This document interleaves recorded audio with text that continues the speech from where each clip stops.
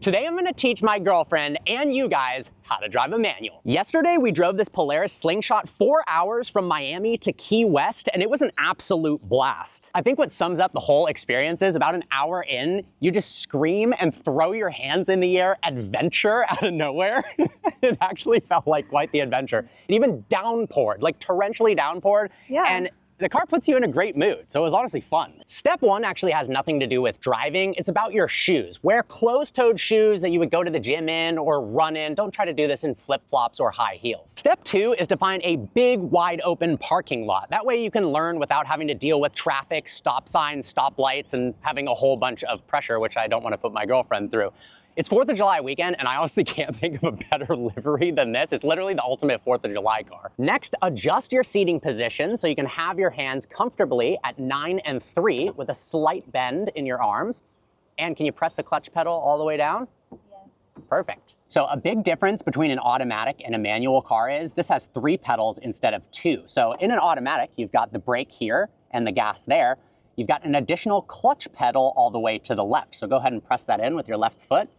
Do it a couple times to get familiar with how that feels. So we're not gonna do this yet, but for most modern vehicles, in order to start it, you have to push the clutch in and then you turn the car on. So the clutch is required to start most cars, but it's also required to change gear. So if you wanna shift from first to second, you need the clutch, second to third, etc. People make driving a manual seem much more challenging than it is. It's all about practice, and with these tips, you should be able to do it in no time. The next difference between an automatic and a manual is the gear lever. So you're gonna use this to shift from first gear to second gear, over to third gear, fourth gear, fifth gear, etc. Familiarize yourself with this pattern because it is different on a lot of different vehicles. All right, so before we turn the car on, push the clutch in all the way and then practice shifting from first to second, third to fourth.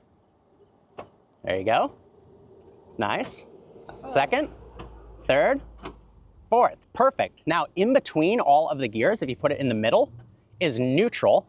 Kind of wiggles around. That'll be important later. All right, we found ourselves a super quiet street so she can learn. High school parking lots are also great for this when school is not in session. The most challenging part of driving a manual is starting from a stop and beginning to roll. So we're gonna work on that right now. All right, so most people fail with driving a manual because they release the clutch too quickly. So practice pushing the clutch in and out over and over so you can feel what that's like. So when you're pushing the clutch in, can you feel kind of halfway back how it almost accelerates? It's like pushing against your leg harder. Sure. So that's called the bite point.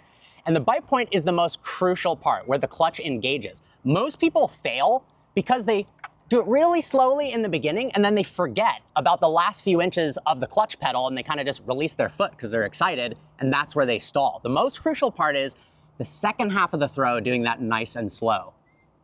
Perfect. All right, I think we're ready. No. So there's 2 schools of thought for starting from a standstill. One is you let off the clutch really slowly and then it starts rolling when you're in first gear. The other is you let out the clutch slowly, and when you get to the bite point, you start giving it a little bit of gas with your other foot as you release your clutch. We're gonna start out without using any gas, just really slow, letting off the clutch in first gear so we can see if we can get rolling. We're gonna put some helmets on. All right, so the car is in neutral. You can tell because it's in the middle and you can wiggle it, and the parking brake is engaged, which is good. So put your foot on the clutch and then click the start-stop button to turn the engine on. Excellent. All right, now release the parking brake. Leave your foot on the clutch. Now put the car into first gear. Excellent.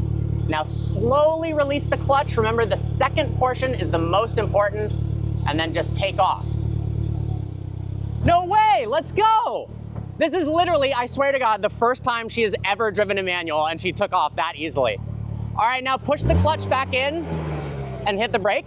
Perfect.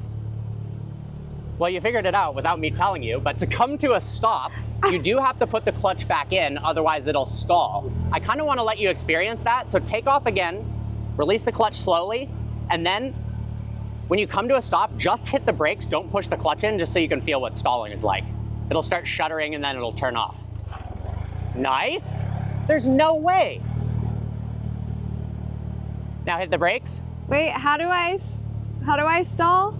How do I stall is the best question I've ever heard in my life. She's incapable. If you don't have your foot on the clutch, and you come to a stop, eventually if you're in first gear or second gear, the engine will shut off. So just no foot on the clutch and just brake. Yeah. Apparently you're incapable of stalling, which is unbelievable. I swear that I actually was really bad at this at first, which was super embarrassing when I was 16 years old.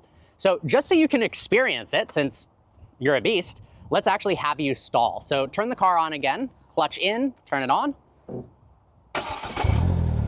Now let the clutch out super fast. Just dump it. Just like, There you go. oh.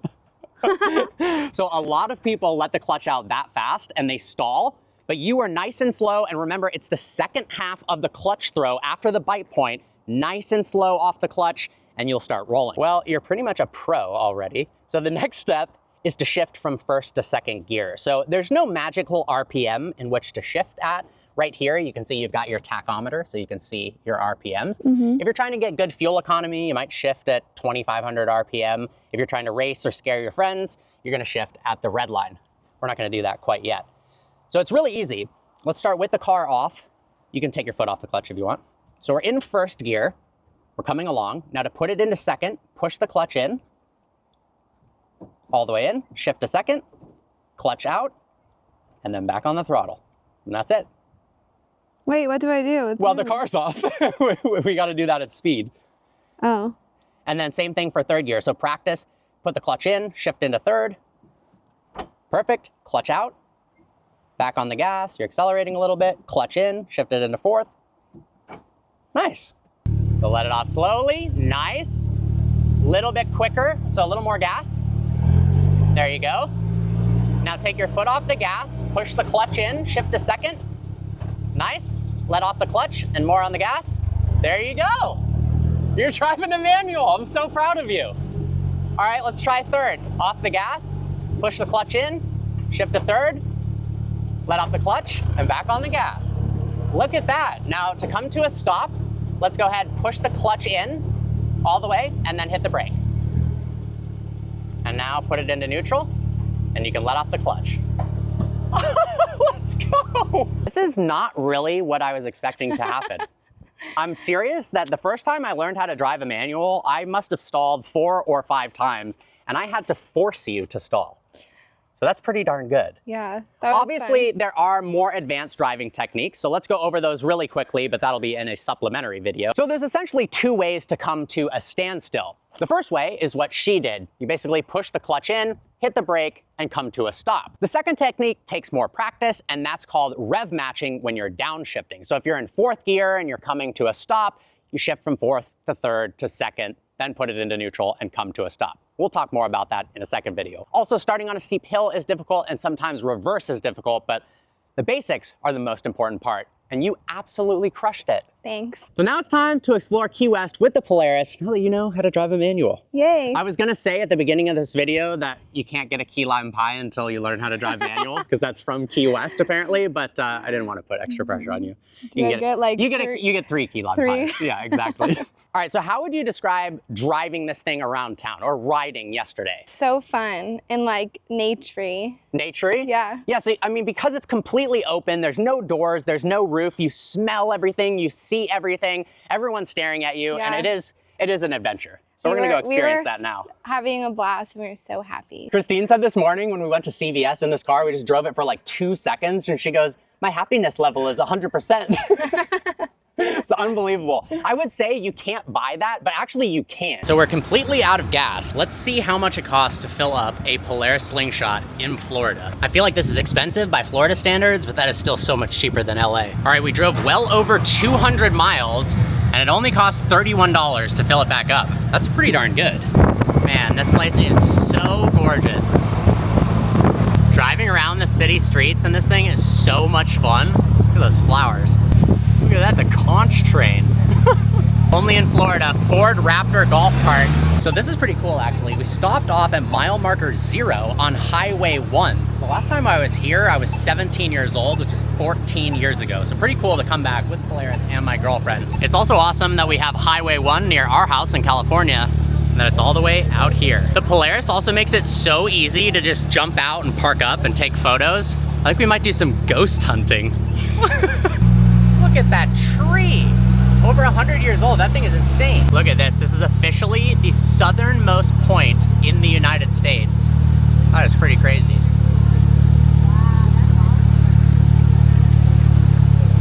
I'm in love with the architecture here. All the houses are so cute. I'm in a pirate. You feel like you're... Yeah. What do you mean? You feel like you're in a pirate movie? I feel like I'm in Pirates of the Caribbean. For real. There's just nothing like this in California. This is the best sign I have ever seen. If the coconut is wet, it's raining. If it's swaying, it's windy.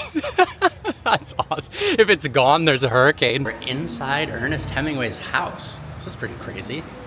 We're inside Hemingway's bedroom, and I thought this was a stuffed cat, but it's actually real. This is pretty cool. History and books and stuff. Knowledge. Yeah, learning. Teacher. So apparently there's about 30 cats out here in Key West that have been inbred and have 6 toes. And this little guy does have 6 toes.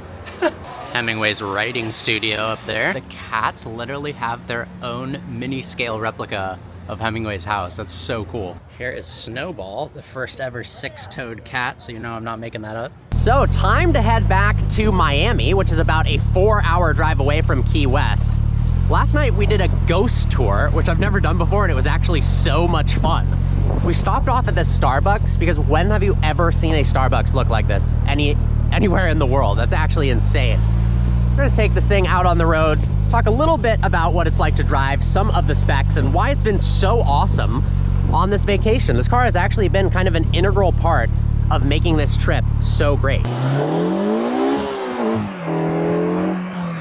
So because this is the Slingshot R, it makes 204 horsepower, it only weighs 1,650 pounds, and does 0 to 60 faster than you'd expect in only 4.9 seconds. And because you get the wind just blasting into your face, it makes it feel actually even more exciting than that. But it's not about the stats and the acceleration, it's about experiencing the external environment in a way that you really can't do in any other car, short of like a McLaren Elva or a Ferrari SP1.